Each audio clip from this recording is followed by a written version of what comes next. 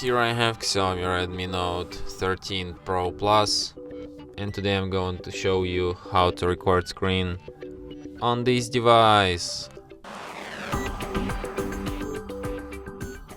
So to do this, firstly you should go to the upper bar, and here you can find the button Screen Recorder. So by tapping it once you can just pop up this recording menu. By holding your finger on it you can access some of its settings.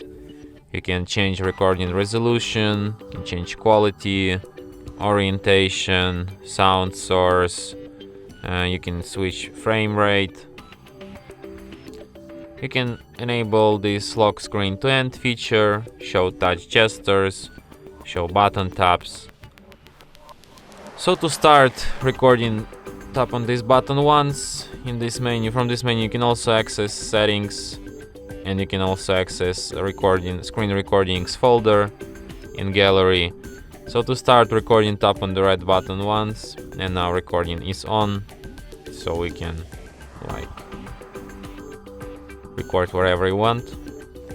To stop recording, tap on the red button once again, and after that recording will be saved to the gallery, the special recordings album.